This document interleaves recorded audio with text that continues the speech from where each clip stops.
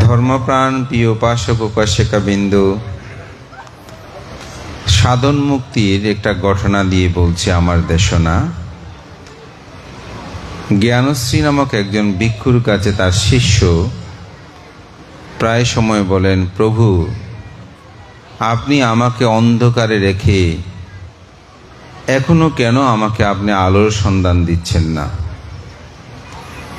এইভাবেই প্রায় সময় গুরুর কাছে তিনি আহ্বান করেন, গুরু, আমাকে অন্ধকারে বন্দি করে রেখে আপনি কেন আমাকে আলোর সন্ধান দিচ্ছেন না?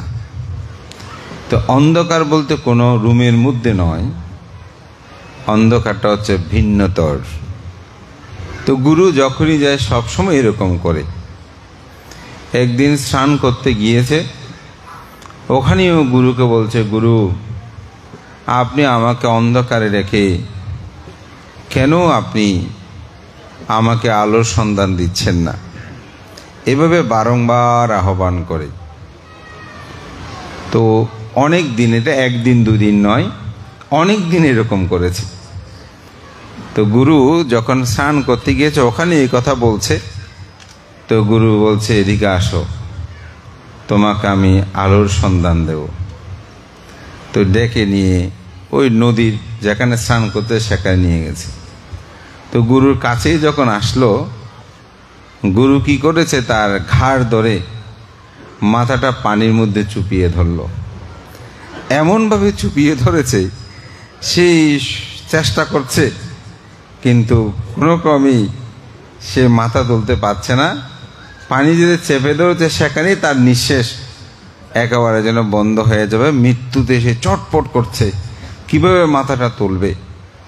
তো গুরু তার কতক্ষণ নিঃশ্বাস নিতে পারে তার একটা আনুমানিক ধারণা রেখেই মাথাটা আবার তুললেন। তখন সে অবাক হলো, সেও মনে মনে ভেবেছে, গুরু মনে হয় আমার কথায় খুব বিরক্ত হয়ে গেছে, এই বিরক্ত হয়ে আমাকে এই পানির মধ্যে চুপিয়ে ধরেছে। আর একটু যদি ব্যতিক্রম হতো তাহলে তো আমার মৃত্যুই হতো। গুরু যে কেন এরকম করেছে, এভাবেই সেই গুরুর প্রতি খুব কুপিত হলো, চিন্তিত হলো। বিহারে ফিরে আসলেন। তো গুরু জিজ্ঞাসা করছে তার শিষ্যকে, আমি যখন তোমাকে পানির মধ্যে চুপিয়ে রেখেছিলাম তখন তুমি কি চিন্তা করেছিলে? প্রভু, আমি কি চিন্তা করব? আমি কিভাবে মাথাটা সেই পানি থেকে উপরে তুলে একটু নিঃশ্বাস নেব, সেই প্রচেষ্টাটাই আমার মধ্যে ছিল।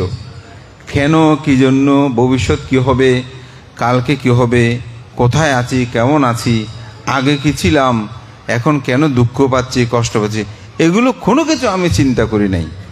আমি চিন্তা করেছি এই পানির মধ্যে এখন আমি কিভাবে মাথাটা তুলব, কিভাবে নিঃশ্বাস নেব, সেটাই আমি চিন্তা করেছি।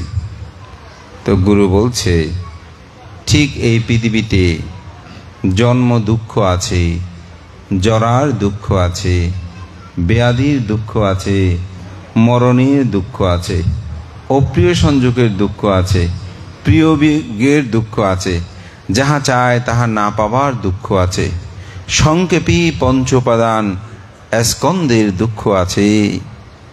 এই দুঃখগুলো তোমাকে কিভাবে তাড়িত করছে তুমি সেগুলোই আগে ভাবো।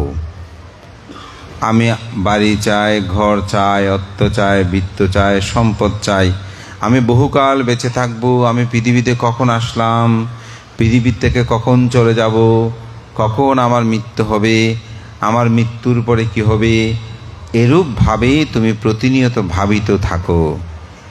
তুমি এরকম ভাবিত না থেকে জলের মধ্যে যখন তুমি শুধু চিন্তা করেছো আমি কিভাবে এখান থেকে মাথাটা তুলে শ্বাস নেব, বাঁচবো, এই চিন্তা করেছো, ঠিক অনুরূপ ভাবে তুমি কিভাবে মুক্তি পাবে, কিভাবে ওই অন্ধকার থেকে আলোর পথে যাবে, সে সাধনাই তুমি কায়ে কায়ানুদস্যী হও, চিত্তে চিত্তানুদস্যী হও, ধর্মে ধর্মানুদস্যী হও, বেদনা বেদানুদস্যী হও।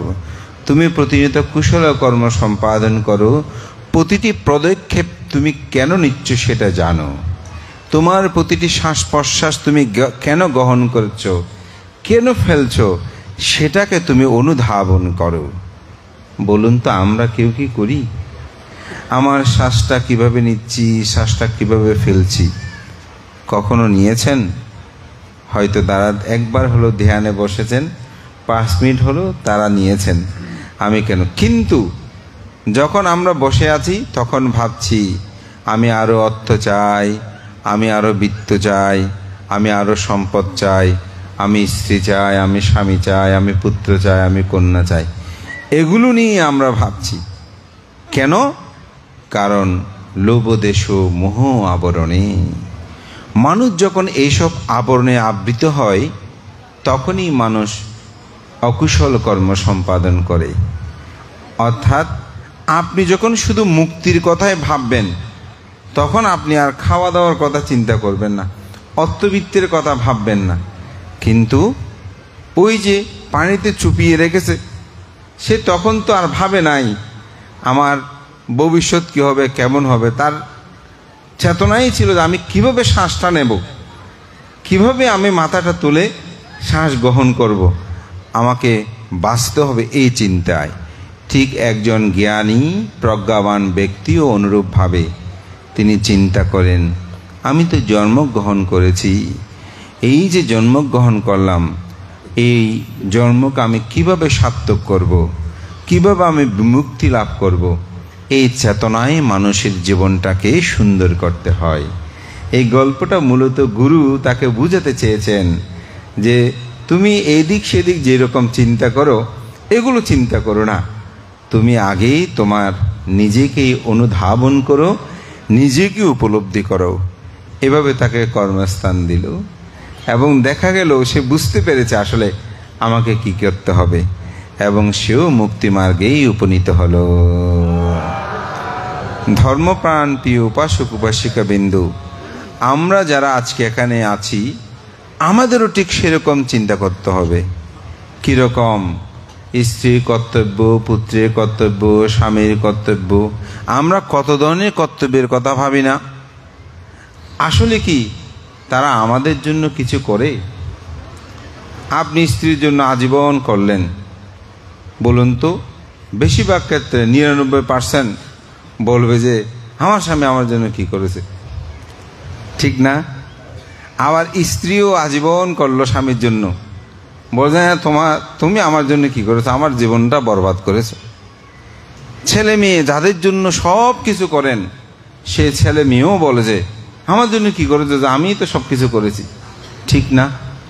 দেখেন এই পৃথিবীটাই হচ্ছে এরকম, আপনি যতই অপরের জন্য করেন কিন্তু কাউকে দিয়ে আপনি সন্তুষ্টি করতে পারবেন না। আপনি যতই করবেন একটু যদি ব্যতিক্রম হয় দেখবেন যে সব তিনি ভুলে গেছেন, যতই আপনি করেন। তো এই জন্য একটা খুব সুন্দর গল্প আছে। এক ব্যক্তি, উনি একটু ভিখারি, তো উনি অনেকগুলো চাল ডাল মানে সংগ্রহ করেছেন। তো সংগ্রহ করে এগুলো নিয়ে যাবেন, হঠাৎ এক মানে ডাকাত প্রকৃতির চোরের সাথে ওনার দেখা। তো দেখা হওয়াতে ভিখারির চাল ডাল যেগুলো আছে ওগুলো সব নিয়ে চলে যাচ্ছেন। তো উনি বলছেন ভাই আমি অনেক কষ্ট করে এই চাল ডালগুলো সংগ্রহ করেছি, মানুষের ঘরে ঘরে গিয়ে তুমি ভাই এভাবে নিয়ে যাচ্ছ, ঠিক আছে তুমি অল্প করে নিয়ে যাও, আমাকে আমার জন্য কিছু দাও। তো বলছেন আমার স্ত্রী আছে, আমার পুত্র আছে, আমার কন্যা আছে, তাদের জন্য লাগবে, আমি এগুলো সব আমার প্রয়োজন আছে। তখন ওই ভিখারি বলছেন বলছে আচ্ছা ঠিক আছে তুমি এগুলো নিয়ে যাও, তবে আমার একটা শর্ত আছে। বলছে কি শর্ত? বলছে তুমি যে আমার কাছ থেকে এই দ্রব্যগুলো হরণ করে নিয়ে যাচ্ছ, ডাকাতি করে নিয়ে যাচ্ছ, তোমার কি পাপ হচ্ছে না? বলে যে হ্যাঁ অবশ্যই পাপ হচ্ছে। তো তুমি শুধু নিজের জন্য পাপ করছো তা না, তোমার স্ত্রীর জন্য করতেছো, তোমার পুত্রের জন্য করতেছো, তোমার মেয়ের জন্য কন্যার জন্য তুমি করছো। ওরা কি তোমার এই পাপের ভাগগুলো নেবে? তার মাথায় হঠাৎ চিন্তা আসলো, কথা তো ঠিক। বলছে আমি এখানে বসে আছি, আপনি এগুলো নিয়ে যান। যদি তারা ভাগ নেবে বলে, তাহলে আমার কাছে আর আসার দরকার নাই। আর যদি তারা ভাগ না নেয়, তাহলে আমার কাছে এসে একটু বলবেন। তো সে গেল, প্রথমে গিয়ে স্ত্রীকে বলল, স্ত্রী তুমি তো আমার অর্ধাঙ্গিনী, আমার জীবনের সব কিছু অর্ধেক তোমার। তুমি তো জানো আমি চুরি করে জীবিকা নির্বাহ করি, ডাকাতি করে জীবিকা নির্বাহ করি। এই যে চাল ডাল যা নিয়ে আসলাম, এগুলো আমি চুরি করে ডাকাতি করে নিয়ে আসছি। তা আমার যে পাপ হয়, সে পাপের ভাগ কি তুমি নেবে? স্ত্রী বলছে, তুমি আমাকে এরকম ভালোবাসো? তুমি আমাকে পাপের ভাগ দিতে চাও? তুমি কেমন স্বামী? তোমার দায়িত্ব কর্তব্য আমাকে ভরণ পোষণ করা। সুতরাং তুমি চুরি করে আনো, ডাকাতি করে আনো, সেগুলো তোমার ব্যাপার। তোমার পাপের ভাগ তো আমি নিতে পারবো না। তো সাধারণত পুরুষরা একটু কন্যাদের বেশি আদর করে। তখন মেয়েটাকে ডাকলো, ডেকে বলছে, মা তুমি তো আমার সবচেয়ে আদর। এই ঘরের মধ্যে যে 3 জন মানুষ আছে, তার চেয়ে সবচেয়ে বেশি তোমাকে ভালোবাসি। তোমার আবদার আমি সবসময় রক্ষা করে চলি। তুমি তো জানো আমি যে চুরি করি। বলছে, হ্যাঁ বাবা জানি।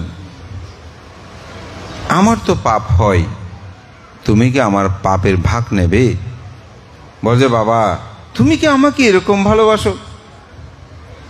তোমার ভালোবাসা তো প্রশ্নবিদ্ধ। তুমি যদি এই পরিবার আমাকে সবচেয়ে বেশি ভালোবাসো, তাহলে তুমি কেন আমাকে কষ্ট দিতে চাও? তুমি কেন আমাকে পাপের ভাগ দিতে চাও? আমি তোমার কোনো পাপের ভাগ নিতে পারবো না। আমি তোমার কন্যা, সুতরাং কন্যা হিসেবে আমাকে ভরণ পোষণ করার দায়িত্ব তোমার। সুতরাং আমি কেন তোমার পাপের ভাগ নেব? সর্বশেষ আশ্রয় পুত্র। পুত্রকে ডাকলো, হে পুত্র, আমার এই জায়গা সম্পদ যা আছে, অর্থবিত্ত যা আছে, সব কিছুর উত্তরাধিকারী তো তুমি। আমি মৃত্যুবরণ করলে এগুলো সব তুমিই পাবে, তুমি আমার উত্তরাধিকারী। সুতরাং তুমি তো জানো আমি পাপ করি, চুরি করে ডাকাতি করি। হ্যাঁ বাবা জানি। আমি যে পাপ করি সে পাপের ভাগ কি তুমি নেবে? বলছে, বাবা এটা একটা তুমি কথা বললে। তোমার উত্তরাধিকারী, তোমার বংশমর্যাদা সবকিছু আমি রক্ষা করব, আর তুমি আমাকে পাপের ভাগ দিতে যাচ্ছ? না বাবা, আমি তোমার পাপের ভাগ নিতে পারবো না। তখন এই চোর প্রকৃতির ডাকাত নিরাশ হলেন। ওই বৃক্ষতলেই যে ভিখারিটা বসা ছিল, চাল ডালগুলো নিয়ে গিয়ে তার কাছে দিয়ে দিল। বলে যে, হ্যাঁ আপনি ঠিক বলেছেন, আমি যে পাপকর্মগুলো সম্পাদন করছি, এই পাপের ভাগ তারা কেউ নিতে চায় না। সবাই শুধু পুণ্যের ভাগ বা আমার ভরণ পোষণটা নিতে চায়। ধর্মপ্রাণ প্রিয় উপাসক উপাসিকা বিন্দু, পাপের ভাগও আসলে কাউকে দেওয়া যায় না, তবে পুণ্য দেওয়া যায়। একটা অসাধারণ বিষয়। পাপ দেওয়া যায় না, কিন্তু পুণ্যটা ট্রান্সফার করা যায়। তো সেজন্য পাপটা বেশি ভারী, কঠিন, পুণ্যটা হচ্ছে সহজ। কিন্তু আমরা সহজটাকে কঠিন করি, কঠিনটাকে সহজ করি।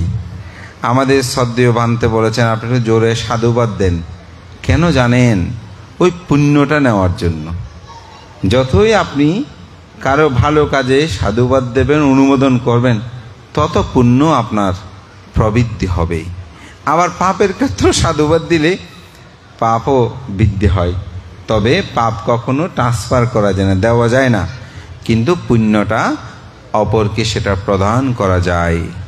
সেই জন্য মানুষের জীবন হচ্ছে, আপনি যে কর্মটা সম্পাদন করবেন, মনে রাখবেন কারো জন্য কোনো সময় পাপকর্ম করবেন না, পুণ্যকর্মগুলো সম্পাদন করবেন। নিজের জীবনকে নিজে উপলব্ধি করবেন। একজন আমাকে বলছে, ভান্তে আমার স্বামী তিনি কচ্ছপ খেতে ইচ্ছে করেছে। তো কচ্ছপ হত্যাটা কিন্তু খুব অমানবিক। আমি যেটা শুনলাম, আমি কখনো দেখি নাই, জন্মান্তরেও নির্বাণ অবধি আমি দেখতে চাই না, তবে শুনেছি। তো এটা নাকি খুব টাটকা গরম পানিতে ওখানে একেবারে জীবন্ত অবস্থায় সেখানে ফেলে দেওয়া হয়, চিপে ধরে। তা আমাকে বলছে, ভান্তে আমি যে এরকম করেছি এটার দ্বারা আমার কি পাপ হবে? তা আমি বললাম অবশ্যই পাপ হবে। তো উনি খুব অনুশোচনা করছেন, হয়তো ধর্মজ্ঞানটা তার মধ্যে এখন উৎপন্ন হয়েছে। তো বলে যে ভান্তে এখন কি করব? তাই আমি ওনাকে বললাম এখন থেকে আপনি আর কোনো পাপকর্ম করবেন না, প্রাণী হত্যা করবেন না, ওই কথাটা বারবার আপনি স্মরণ করবেন না। টয়লেটে ময়লা ত্যাগ করলে কাঠি দিয়ে এগুলো কেউ নড়াচড়া করে না। কাঠি দিয়ে নড়াচড়া করে সে পাগল অথবা মস্তিষ্ক বিকৃত মানুষ। তো আপনি এগুলো নিয়ে চিন্তা না করে আপনি প্রতিনিয়ত কুশল করেন, যেটা করেন সেটা বাদ, তবে এই কর্মটা আপনি আর করবেন না, এবং এই পাপকর্মের ফল আপনিও ভোগ করবেন। বলছে আমার স্বামী করবে, আমি সেহেতু সে আপনাকে বাধ্য করেছে, করার জন্য নির্দেশ দিয়েছে, তা কি এই কর্মের বিপাক ভোগ করতে হবে। এই যে অনেক সময় পুত্র কন্যা আমাদের মৃত্যু ঘটে, স্বামী স্ত্রী দুজনের ক্রন্দন হয়, এই একই সাথে কর্মগুলো সম্পাদিত হওয়ার কারণে। তো আমি এই কথাটা এখানে বুঝাতে চাচ্ছি, কেউ কারো কোনো নিয়ন্ত্রক নয়, আমি আমার নিয়ন্ত্রক। আমি আমার পুণ্যকর্মগুলো আমাকেই করতে হবে। স্ত্রী করবে, পুত্র করবে, স্বামী করবে, আমি পাবো, এই চিন্তা করবেন না। এই যে অষ্টাঙ্গ উপশতশীল 3 মাস পালন করেছেন, বিশেষ করে আমাদের পিতৃজাতি যারা আছে, অনেকে বলে ভান্তে আমি অষ্টশীল না নিলেও আপনার উপশিকে নেন, ওনাকে যে আমি সহযোগিতা করি আমি পুণ্য পাবো না। তা পাবেন, কিন্তু আপনি পরিপূর্ণতা পাবেন না। কেন? পুকুরে হাঁটলে স্নান হয় না, পুকুরে ডুব দিলে স্নান হয়। এখন উপাসিকা অষ্টশীল নিয়েছেন আর আপনি আশেপাশে ঘুরেছেন, তো আপনি একই পুণ্য স্নানের মতন হবে। যে উপাসিকা স্নান করেছে, আপনি পুকুরের শীতল বাতাস পাবেন, কিন্তু আপনার স্নান করাটা সেটা হবে না। ঠিক যে কর্মটা করে, পাপ করলে সে পাপফল নিজেকে ভোগ করতে হবে, পুণ্য করলে সে পুণ্যফলটা নিজেই ভোগ করবেন। কেউ কারো কাছে কিন্তু নিয়ন্ত্রিত নয়। আপনি আপনার ত্রাণকর্তা, আপনাকেই সব কিছু করতে হবে। বুদ্ধের সময়কালে লক্ষণস্তবীর এবং মহামগণস্তবীর গৃদকুট পর্বত থেকে একদিন আসতেছেন, উড়ে আসছেন একবার ধ্যান। তো আসার সময় মহামগণস্তবীর একটা স্মিত হাস্য দিলেন, মানে একটা কোনো কারণে হেসেছেন। তো হাসির একটা কারণ থাকে না, অনেক পরিচিত জনকে দেখলে আমরা তো একটু হাসি দিই, অর্থাৎ তার সাথে আমার একটা ভাব বিনিময় হয়, অথবা কোনো সময় কোনো কিছু একটা নিয়ে ভাব না হলে অনেক সময় হাসতে থাকে বা হাসিটা দেয়। তো এখন এরকম দেখে লক্ষণস্তবীর জিজ্ঞাসা করছেন, ভান্তে, দুজনে একসাথে আসতেছেন, মহামগ্নস্তবী বলছেন, ভান্তে আপনি হেসেছেন কেন, কারণ কি? বলছে এখন না, আগে বিহারে যাই তারপর বলবো। তো বিহারে যাওয়ার পরে তিনি বললেন, আজকে 2টি জিনিস দেখেছি, একটা হচ্ছে অহিপ্রেত আর একটা হচ্ছে কাক প্রেত। 2টা প্রেতকে দেখলাম। একটা প্রেত তার পুরো শরীর, মুখটা মানুষের মতো, কিন্তু বাকি শরীরটা একেবারে সাপের মতো। লেজের মাথা থেকে আগুন জ্বলতে শুরু করে, আস্তে আস্তে মাথা পর্যন্ত আগুনটা জ্বলতে থাকে, সে ছটপট করতে থাকে। আবার মাঝে মধ্যে মাঝখানে আগুন উৎপন্ন হয়, মাথাতে লেজের দিকে চলে যায়, সে ছটপট করে। এটা দেখেই আমি স্মিত হাস্য দিয়েছি। ওদের তার কারণ বলে, যেটা বুদ্ধকে জিজ্ঞাসা করা হোক। তো বুদ্ধকে জিজ্ঞাসা করবেন, তাহলে আরেকটা কেন, আরেকটা ঘটনা কি, এটা আপনি বলেন। বলছে ঠিক আছে, এটা আমি বলছি। তখন তিনি বলছেন, আজকে একটা কাক পেতো দেখেছি।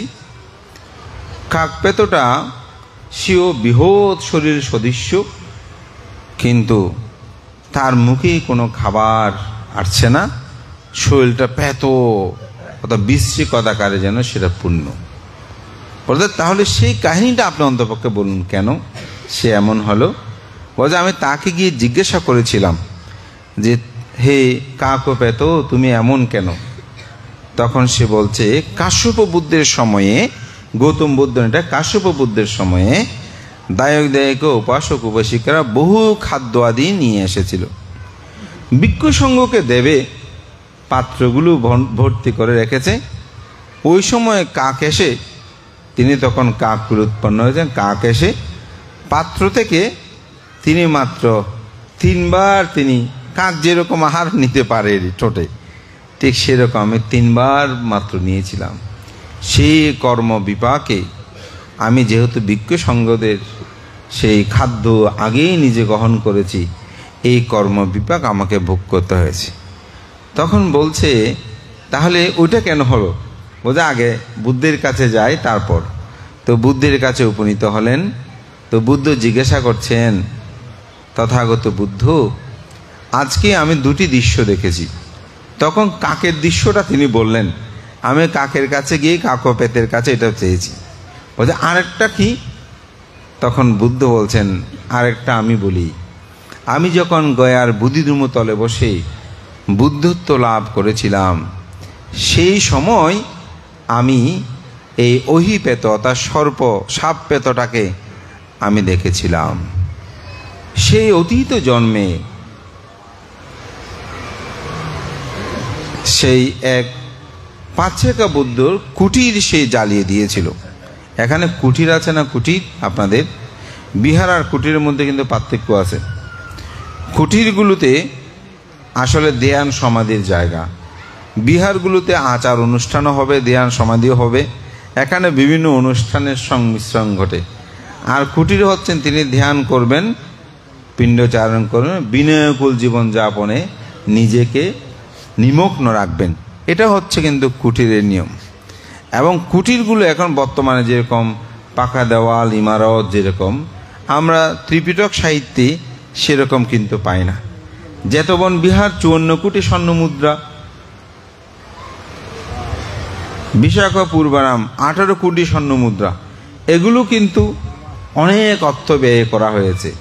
আর যেগুলো কুটির বর্ণনা, সেখানে কিন্তু এরকম ইমারত এত কোটি টাকা দিয়ে কুটির নির্মাণ হয়েছে, সেই ধরনের আমরা দেখি না। অর্থাৎ কুটিরটা অনেকটা ধ্যানস্থ হয়ে জীবনযাপন করার জন্যই প্রতিষ্ঠিত বলা যায়।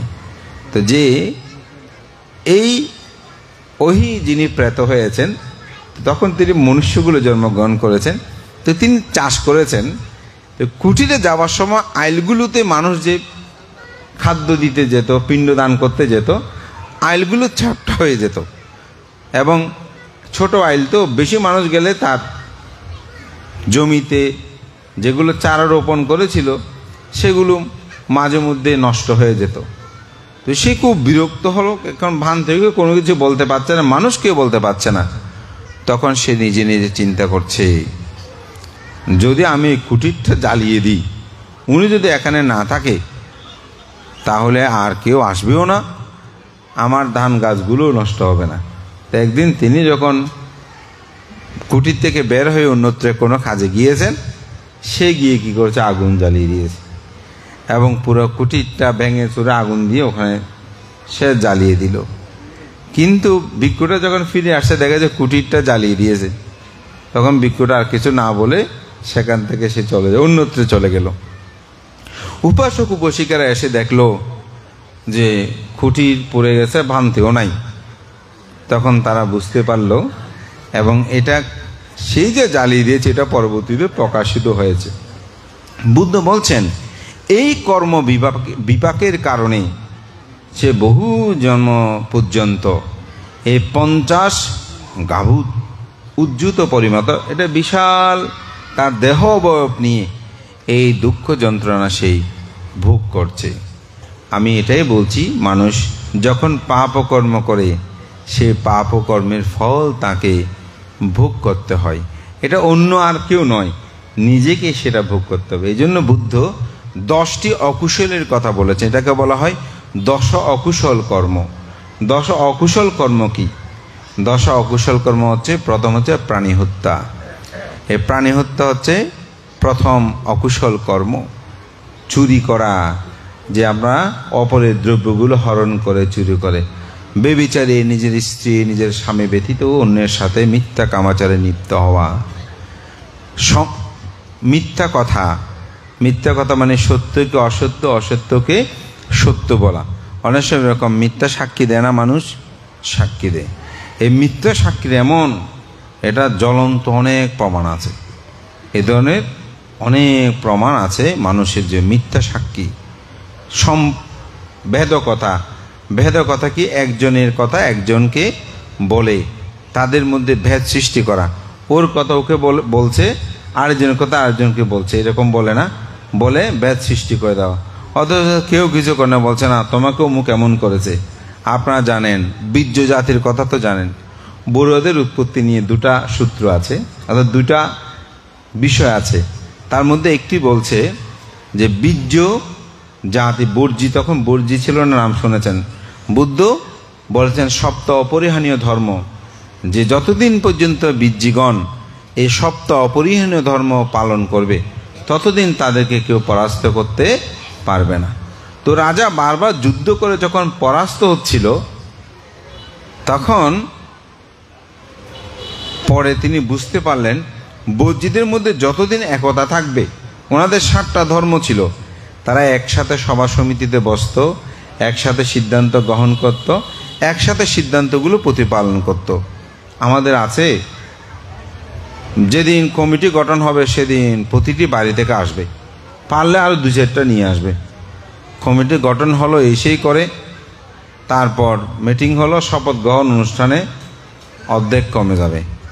তারপর কমিটির কার্যক্রম শুরু হলো, দেখবেন 8-9 জন হয়ে গেছে। তারপর 2-1 বছর যাওয়ার পর সভাপতি, সম্পাদক, অর্থ সচিব ছাড়া, বিহার অধ্যক্ষ ছাড়া আর কাউকে পাওয়া যায় না, ওই পদক। কিন্তু বীরজিরা ছিল একসাথে সিদ্ধান্ত গ্রহণ করত, একসাথে সিদ্ধান্তগুলো নিত, প্রতিপালন করত, একসাথে কার্য সম্পাদন করত। তারা বয়োজ্যেষ্ঠদের প্রতি সম্মান রাখত, শ্রদ্ধা করত। কুলকুমারী যারা নারীদেরকে অপমান অপদস্থ করতো না। এখন আমাদের নারীরা নিরাপদ আছে, রাস্তা দিয়ে হেঁটে যেতে, অমুক করতে সমুক করতে নিরাপত্তার অভাব, সে এই জাতি কীভাবে উন্নত হবে?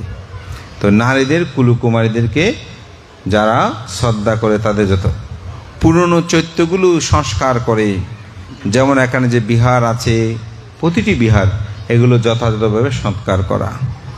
তারপর অরহৎ ভিক্ষু সংঘ আসলে তাদেরকে যথার্থ পূজা করা। তো এখন তো অরহৎ বলে কোনো কথা, এই যে ভিক্ষু সংঘ আসলো, আমরা আসলাম, আপনারা পূজার্ঘ সংঘকে আপনারা যে পূজা করছেন, ওদের যতদিন এবং পুরনো নিয়ম নীতিগুলো যদি সেটা অকল্যাণ হয় তাহলে তাকে বর্জন না করা, যদি অকল্যাণ হয় তাকে বর্জন করা, যেটা কল্যাণকর তা রক্ষা করা। যেমন অনেক সময় আমাদের কিছু পুরনো নিয়ম আছে যেগুলোতে আপনার কোনো ক্ষতি নেই, এগুলো এখন উচ্ছেদ করতে চাই। যেমন ধর্ম পূজা, একটা বাংলাদেশে সংস্কার উৎপন্ন হলো। কি সংস্কার? সমাজ সংস্কার। এই সমাজ সংস্কার কি করলো যে ধর্ম পূজা দেওয়ার কোনো দরকার নেই, যেটা আপনার আজকে পুরোহিত বলেন, পুরোহিত বললে বেশি চিনি, ধর্ম পূজার কোনো দরকার নেই, এটা উচ্ছেদ করা শুরু করে দিল। বলুন তো, যখন আমাদের মাতৃজাতির এই কঠিন চোর দানগুলোতে ধর্ম পূজাটা মাথায় নিয়ে বুদ্ধ কীর্তন সহকারে যখন তারা গ্রাম প্রদক্ষিণ করে সবাই লান ধরে আসে, কেমন লাগে? কত সুন্দর না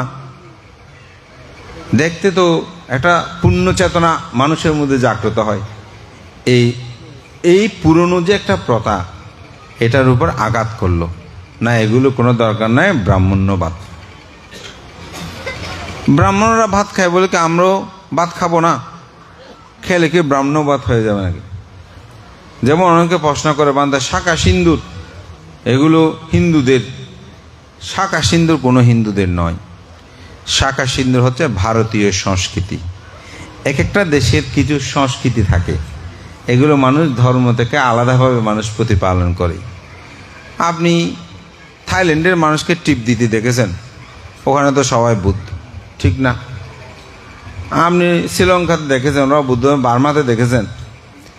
এগুলো ভারতীয় সংস্কৃতি, ভারতের সাথে এটা দীর্ঘদিনে একটি ওতপ্রোতভাবে সম্পর্ক বিদ্যমান।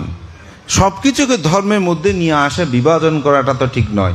ওটা হিন্দুরা করে বলে আমরা করব না, ওটা মুসলিমরা করে বলে আমরা করব না, এই ধরনের হতে পারে না। ধর্মটা হচ্ছে নিজস্ব আলাদা ব্যাপার, আর কিছু সংস্কৃতি থাকে। যেমন আমাদের এখন কিছু ছেলে মেয়ে আছে, বিশেষ করে ছেলেরা প্রচুর দাড়ি টাড়ি রাখে, এটা নিয়ে তো অনেক কিছু। আমাদের বয়োবৃদ্ধ ভান্তেরা অনেক সময় ওনাদেরকে ভর্ৎসনা করে, আর ওরও অনেক সময় পালিয়ে পালিয়ে থাকে। হ্যাঁ, বান্ধে কি বলবে না কি বলবে। এখন এটা বের হয়েছে, কিছু করার নাই। আপনি যদি ওটার জন্য ওদেরকে বকাঝকা করেন, এখন আপনি বরঞ্চ ওরা আরো দূরে দূরে যাবে। তো ধর্মটা তো দাড়ির মধ্যে নয়, ধর্মটা কি পোশাকের মধ্যে না। আমার এখন একটা কথা মনে পড়ে, ইন্দোনেশিয়ার প্রেসিডেন্ট মেঘবতী সুকর্ণা, উনি বাংলাদেশে এসেছিলেন। তো উনি যখন চলে যাবেন, সাংবাদিকরা তাকে প্রশ্ন করছে। তো একজন সাংবাদিক প্রশ্ন করেছে যে, তো বলে যে আপনি তো মুসলিম, কিন্তু আপনি ওনাদের এটা মানে হাঁটুর উপর পর্যন্ত ফাঁকা রেখে ওনারা যে পোশাকটা পরে, এটা কী পোশাক আমি ভুলে গেছি, তো বলে যে আপনি এই ধরনের পোশাক কেন পরিধান করেছেন? যেহেতু তো ইন্দোনেশিয়ার প্রেসিডেন্ট উনি মুসলিম, তো ওনারা তো স্বাভাবিকভাবে মানে ঢাকানো কাপড় চোপড় পরিধান করবে। তো ওনাকে প্রশ্ন করছে, আমাদের এখনো মনে হয় ইনকলাবের একজন সাংবাদিক, বলে যে আপনি এরকম পোশাক কেন পরিধান করেছেন? আমি অবাক হলাম যে উনি কি উত্তর দিয়েছেন জানেন? উল্টো প্রশ্ন করে সাংবাদিককে বলছে, ধর্ম কি পোশাকে? উনি তখন চুপ হয়ে গেছে। ধর্ম তো আসলে পোশাকে নয়। যদি পোশাকে হতো, বলেন তো আমাদের ভিক্ষুরা একটু ব্যতিক্রম করলে আপনারা কীরকম করেন? পোশাক তো ঠিক আছে, কিন্তু একটা ভিক্ষু যদি ব্যতিক্রম চলে, বলে যে এটা আর ভিক্ষু নাই। পোশাক গায়ে আছে না, অনেকে বলে বান্ধে পোশাককে বন্দনা করি, আমি রং কাপড়কে বন্দনা করি। তো রং কাপড়কে যদি বন্দনা করেন, আমাদের এতগুলো মানুষ দরকার কি? এগুলো তো বিহারে ঠাকিয়ে রাখলে ওখানে বন্দনা করলে হয়ে যায় না, ঠিক না? হ্যাঁ, পোশাকটা একটা আবরণ, এটা প্রধানত কিছু প্রতীক চিহ্ন আমাদেরকে চিহ্নিত করে। যেমন এই কঠিন চিবরের দান যে আপনারা করবেন, এই চিবরের রংটা এমন কেন, তার একটা কারণ আছে। কিন্তু এটাকে আপনি মুখ্য হিসেবে যদি ধরেন, তাহলে ভুল করবেন। পোশাকটা একটা ভালো সুন্দর পোশাক প্রয়োজন, কিন্তু এটা মুখ্য নয়। হচ্ছে আচরণটা হচ্ছে প্রধান। আপনি কিরকম আচরণ করেন, এই পোশাকের যে একটা মূল্য নাই একেবারে সেটা আমি বলবো না। পোশাকের একটা মূল্য আছে। একটা মানুষ যখন ভালো করে সুন্দর করে গুছানো কাপড় চোপড় পরে, আমরা তার একটা মূল্যায়ন অবশ্যই করব। মানুষ তো সব কিছু একটা সৌন্দর্যতা আছে, কিন্তু এখানেই আসলে সব নিহিত নয়। কেন নিহিত নয়? কারণ আমাদেরকে উপলব্ধি করতে হবে যে আমার আচরণটা কেমন। তো যে কথা বলছিলাম, এই বীরজীগণের মধ্যে তারা পুরনো যে নিয়ম নীতি, এগুলো কিছু রক্ষা করা দরকার, যেগুলো কোনো ক্ষতি হয় না। যেমন এই যে ধর্ম পূজা, আমি এগুলো বলছি, এগুলো কোনো ক্ষতি হয় না। হয়তো অনেক সময় অনেকে দাড়ি রাখছে, ওগুলো নিয়ে আপনি সমস্ত ওগুলো নিয়ে তো বাড়াবাড়ি করার দরকার নেই। ওগুলো নিয়ে দেখবেন কিছুদিন পরে এটা চেঞ্জ হয়ে যাবে। এখন হয়ে যাচ্ছে, আগে যেভাবে দেখলাম বছর খানেক আগে, এখন এরকম না, একটু কমে গেছে, অনেক কমে গেছে। অর্থাৎ ফ্যাশনটা চেঞ্জ হচ্ছে, এগুলো চেঞ্জ হবে, যুগটা হচ্ছে সেরকম। তো যে সব বিষয় নিয়ে যেন আমরা মাথা না ঘামিয়ে আমাদের জীবন চলার পথটা কীভাবে সুন্দর সেটাকে ভাবা। তো বীরজিদের মধ্যে 8টি প্রথা বিদ্যমান ছিল। তো বুদ্ধ বলছেন, যতদিন পর্যন্ত তারা ঐক্যবদ্ধ থাকবে, ততদিন তাদেরকে কেউ পরাস্ত করতে পারবে না। তখন রাজা একজন বর্ষাকার ব্রাহ্মণ নামক এক ব্যক্তিকে পাঠালেন। তো তিনি গিয়ে, ওনার কথা বলতে গিয়ে এত কথা বলছি, তো তিনি গিয়ে ওনাকে তো রাজ্য থেকে বিতাড়িত করলেন। বুদ্ধজিদের ওখানে গিয়ে তিনি সংযুক্ত হলেন, বলে আমাকে রাজ্য থেকে বের করে দিয়েছে, আপনাদের এখানে আমি থাকতে চাই। তো তিনি আশ্রয় গ্রহণ করলেন। আশ্রয় গ্রহণ করে তিনি তাদের সভা সমিতিতে গেল, বসলো, সব কিছু করলো। কিছুদিন পর রাস্তা দিয়ে দুইজন হেঁটে যাচ্ছে, একজনকে ডেকে বলছে তোমার সাথে একটু কথা আছে। তো আরেকজন যে ছিল তাকে দাঁড়িয়ে রেখে ওনাকে ডেকে নিয়ে এক পাশে নিয়ে বলছে আজকে ভাত কি দিয়ে খেয়েছেন? তো সে বলছে অমুক সমুক দিয়ে খেয়েছে। বলছে আচ্ছা ঠিক আছে তাহলে যান। এখন সে ফিরে যখন গেল, যার সাথে আসছিল সে জিজ্ঞাসা করতে, ও তোমাকে এক পাশে ডেকে নিয়ে কি বললো? বলেছে যে আমি আজকে ভাত কি দিয়ে খেয়েছি। তো বলছে ভাত কি দিয়ে খেয়েছে, সে মনে বলতো এটা বলার জন্য তো এক পাশে ডেকে নেওয়ার কথা নয়, অবশ্যই কিছু একটা বলেছে। পরের দিন আবার ওই যার সাথে দেখা হলো তাকে ডেকে বলছে ওকে আমি এক পাশে ডেকেছিলাম একটা কাজে, সে শুধু তোমার নামে দুর্নাম করেছে। বলছে যে আমি ওর সাথে হাঁটতে চাই না, সে নিম্নমানের মানুষ, তবুও হেঁটে যাচ্ছি, কি করব, এক জায়গায় যাচ্ছি। হ্যাঁ সত্যি সে আমার সাথে এরকম করেছে। এভাবে ভেদ সৃষ্টি হয়ে গেল, বিভাজন হলো। এই আমাদের সমাজগুলো যে বিভাজন হয় যে এভাবে, ছোট কারণ, ছোট কথা, বেশি কথা না, অমুক আমাকে এরকম বলেছে, কারণ এরকম ভেদ সৃষ্টি করা, এগুলো মহা অকুশল। এই ভেদ বাক্য মানুষকে অকুশলে করে। তো পরবর্তীতে কি হয়েছে জানেন? এই বুজ্জিদের মধ্যে বিভাজন হতে হতে আর ওনা একত্রে বসে না, কথা বলে না। যখন তাদেরকে আক্রমণ করলো রাজা, তখন আগে যেভাবে তারা সবাই সংগঠিত হয়ে এগিয়ে যেত, এখন আর যায় না। সেখান থেকে তারা পলায়ন করলো। এই দূরতে দূরতে দূরতে ভারতবর্ষে সে বৈশালী থেকে এই চট্টগ্রামে এসে তারা বসবাস স্থাপন করলো। তাদের এই উত্তরসূরি হচ্ছে এই বড়ুয়া, এই বীর্য জাতি থেকেই এই বড়ুয়া জাতি। অর্থাৎ আমরা খুব সুসংগঠিত ছিলাম, আমরা একতাবদ্ধ ছিলাম, কিন্তু এই এক বর্ষাকার ব্রাহ্মণ আমাদের মধ্যে ঢুকে এই বিভাজন সৃষ্টি করেছে। এই সমাজেও এখনো সেরকম অসংখ্য বর্ষাকার ব্রাহ্মণ আছে, পরিবারের মধ্যেও আছে। ভাই ভাই এরকম দ্বন্দ্ব সৃষ্টি করে, ভাই বোনের মধ্যে দ্বন্দ্ব সৃষ্টি করে, স্বামী স্ত্রীর মধ্যে দ্বন্দ্ব সৃষ্টি করে, মা বাবার মধ্যে দ্বন্দ্ব সৃষ্টি করে, পাড়া প্রতিবেশীদের মধ্যে দ্বন্দ্ব সৃষ্টি করে, এরকম আছে না? অবশ্যই আছে। এই ভেদমূলক হচ্ছে এটা অকুশল। এটা এমন অকুশল, এটাও অনেক মনে করে আমি সামান্য মিথ্যা কথা বললে কি হয়। আসলে সামান্য মিথ্যা এটা যে মানুষের জীবনের মহাকাল হয়ে দাঁড়ায়, এটা অনেকেই বুঝে না। এরপরে হচ্ছে কর্কশ বাক্য, অর্থাৎ মানুষে কষ্ট পায় মতো। যে কেউ আপনি কেমন আছেন বললো, আমরা চেঁচিয়ে অনেক সময় কথা বলি, আছি বলো, তোমার জিজ্ঞাসা করা কি আছে, ওই রকম মনে কষ্ট পায়। এইটাও মানুষের জীবনে কি অকুশল। এই বাক্যগুলোর দ্বারাও মানুষের মধ্যে কি অকুশল উৎপন্ন হয়। এটার দ্বারা মানুষকে জন্ম জন্মান্তরে দুঃখ ভোগ করতে হয়, অনেকটা অবজ্ঞা করে বলা। যেমন মহাকারণিক তথাগত বুদ্ধ, তিনি যে দীর্ঘ 6 বছর কঠোর সাধনা করেছেন, কেন জানেন? তার একটা কারণ আছে। এক বুদ্ধ 6 দিনে তিনি মুক্তি লাভ করেছেন, অর্থাৎ বুদ্ধত্ব লাভ করেছেন। উনি বলছেন 6 দিনেও মুক্তি লাভ করে, সেজন্য ওনাকে 6 বছর ওই যে একটু অবজ্ঞা করেছে, 6 বছর তাকে কষ্ট করতে হয়েছে। একটা বাক্য সেরকম।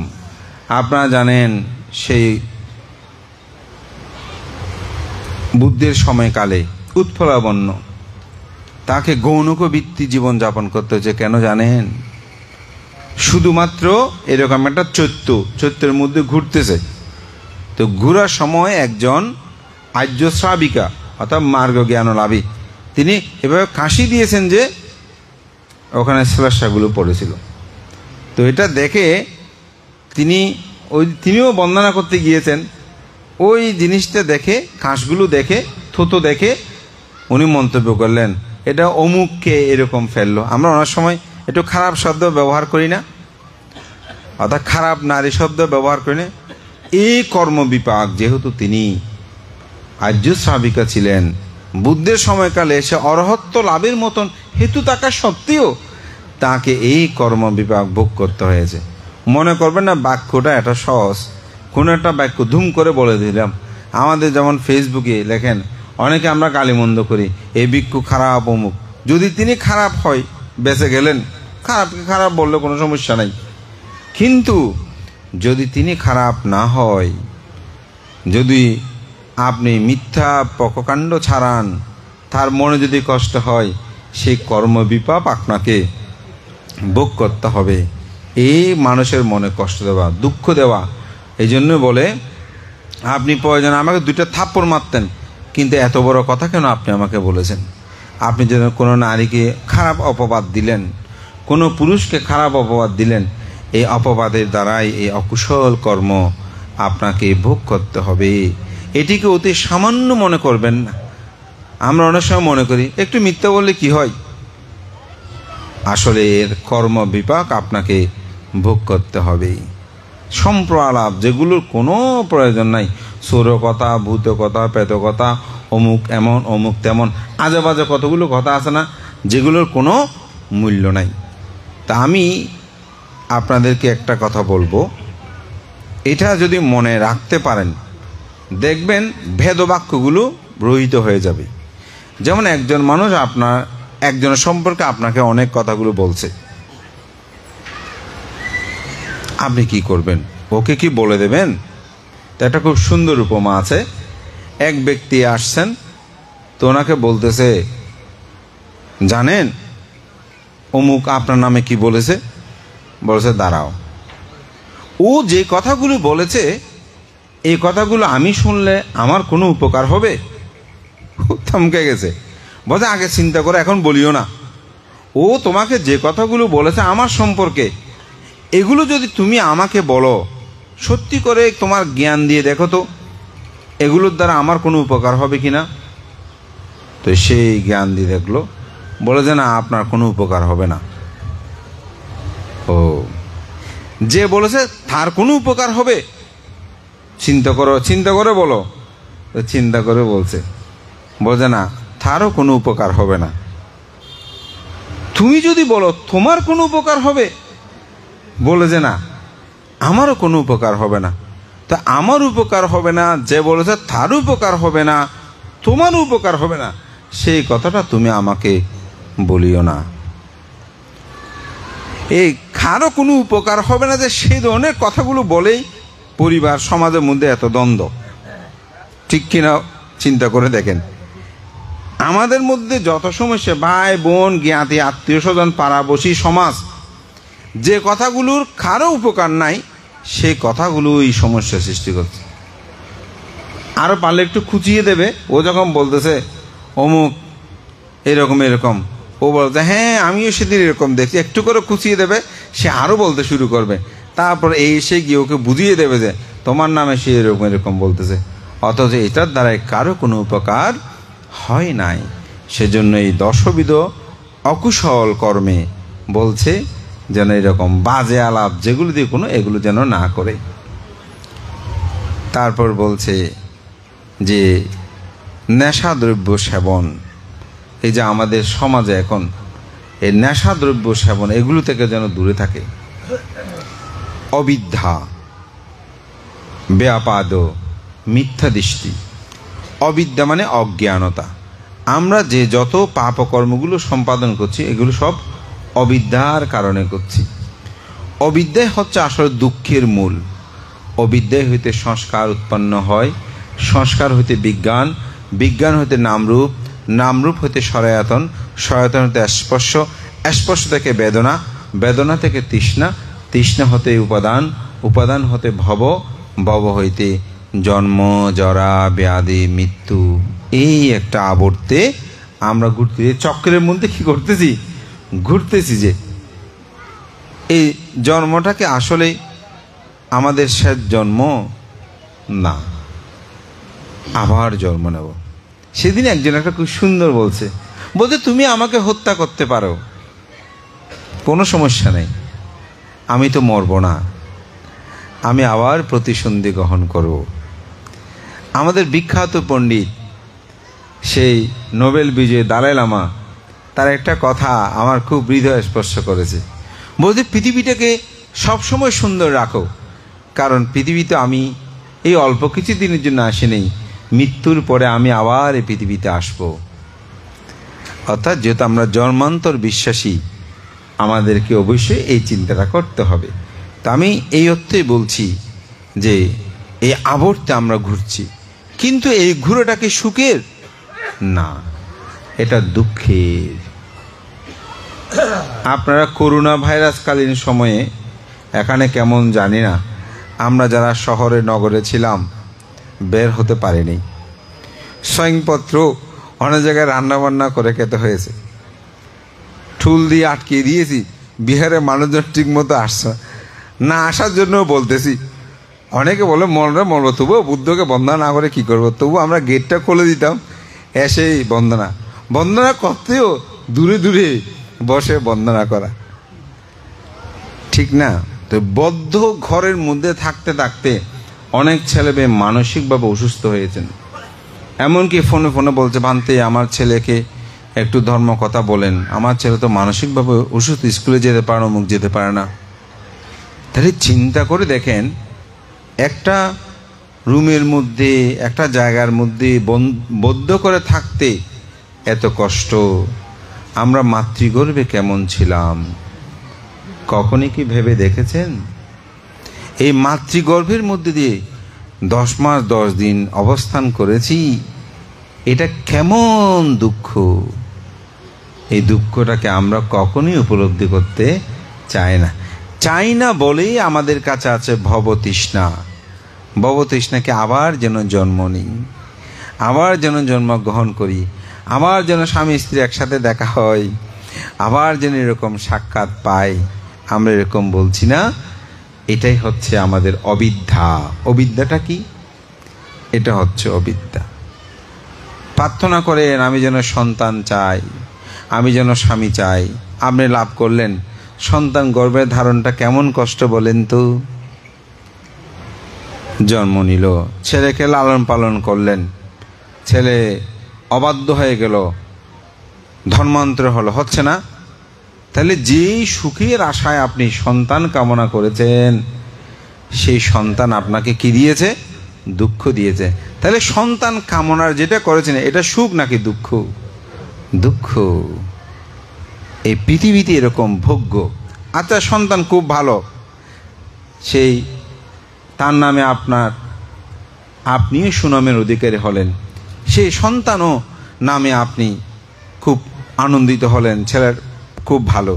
যেমন আজকে একটা মেয়ে, সে প্রধানমন্ত্রী পুরস্কার পেয়েছে না, তার পিতামাতার কাছে আনন্দিত। আমার তো খুব ভালো লেগেছে, আমার তো অবাক লাগছে যে লামা থেকে এত বড় একটা জাতীয় পুরস্কার লাভ করেছে, এটা তো অভাবনীয়।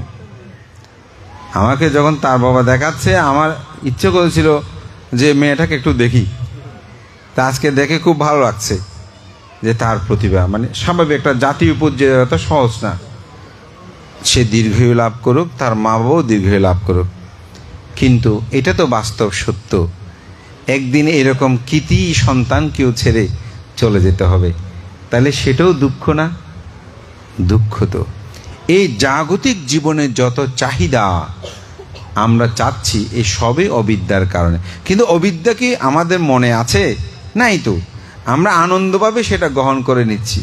বিভিন্ন খাদ্যদ্রব্য দিয়েছে, খেয়েছি, যদি মলমূত্র রূপে তাহা পরিত্যাগ না হয়, দুঃখ উৎপন্ন হবে না? অবশ্যই উৎপন্ন হবে। কিসের কারণে? এগুলোর প্রতি আসক্ত যুক্ত হচ্ছি। বেঁচে থাকার জন্য খেলে তো এত সমস্যা হতো না।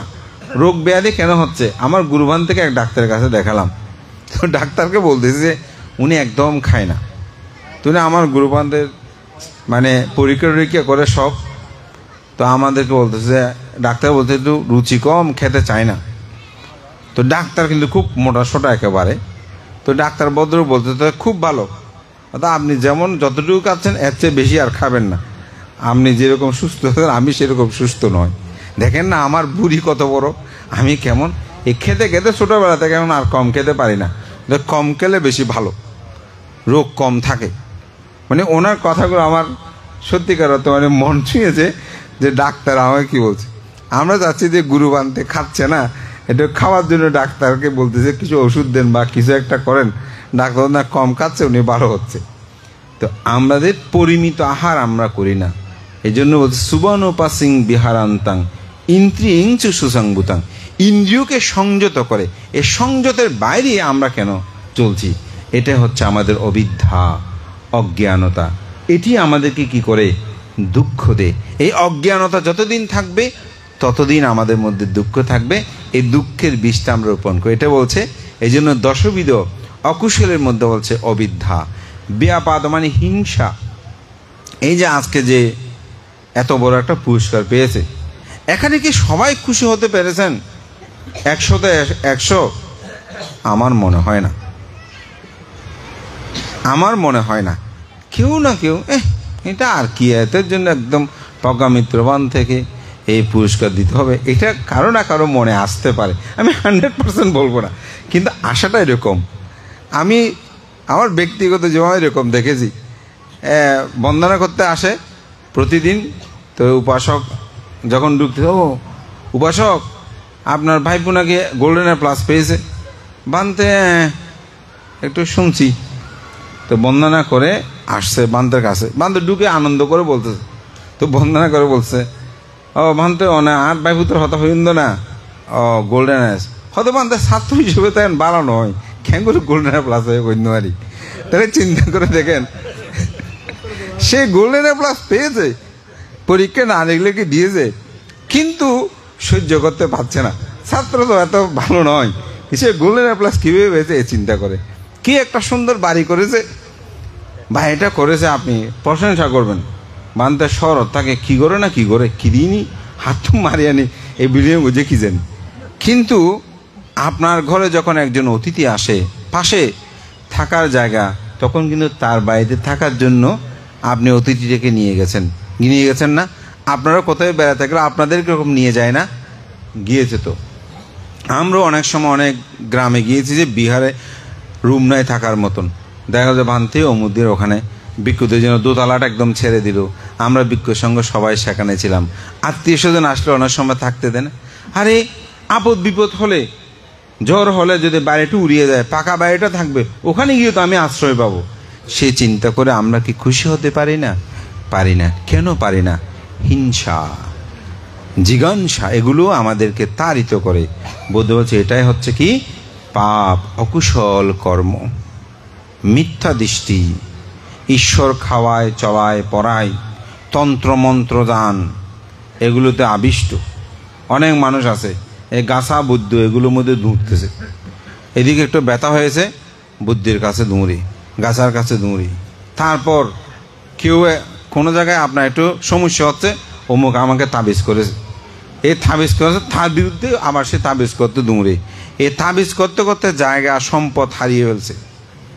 সেদিন মানিকপুর থেকে যাচ্ছিল আমাদের প্রজ্ঞা মিত্রর এই মায়ের অন্ত্যেষ্টিক্রিয়া শেষ করে। তো যেতে যেতে আমরা ওখানে কয়েকজন ছিলাম, নাম বলবো না। তো প্রসঙ্গে বলতে বলতে বলছে মানিকপুর এরকম তাদের জায়গা সম্পদ ছিল, এ তাবিজ বৈদ্য এগুলো করতে করতে ধনকে ধন সম্পদ শেষ। আমাদের পরিচিত এক, উনি প্রথম বাহারাইন গিয়েছেন, অনেক অর্থবিত্ত, কিন্তু কিছু করতে পারে নাই। ও বাহারাইন থেকে আসে টাকা পয়সা কিছু নিয়ে, এ তাবিজ বৈদ্য এগুলো দুঁতে দুঁতে মানে বাড়ির তলাটাও এখন নাই অবস্থা হয়ে গেছে।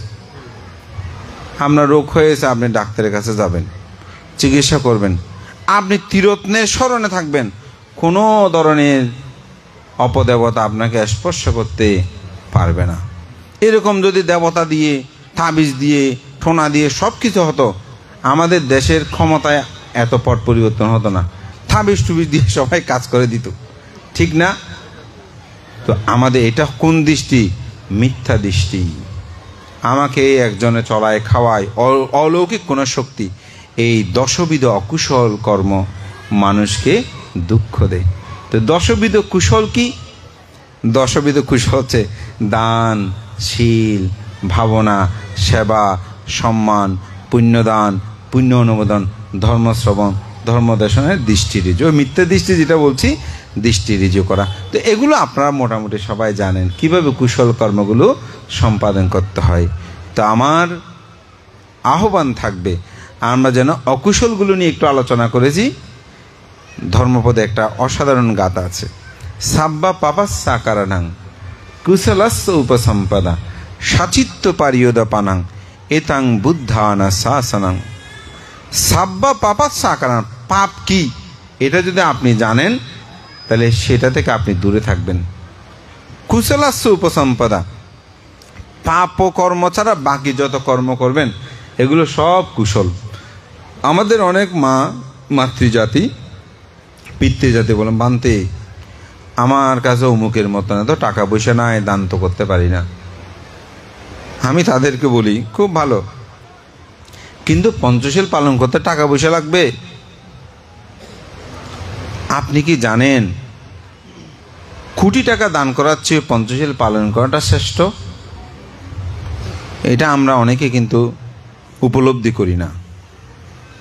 বুদ্ধ বেলাম সূত্রের মধ্যে বলেছেন, আমি যখন ব্রাহ্মণ হয়ে জন্মগ্রহণ করেছিলাম সে সময় যদি আমি কোনো শিলবানকে দান করতে পারতাম তবে এই পৃথিবীটা কম্পমান হতো।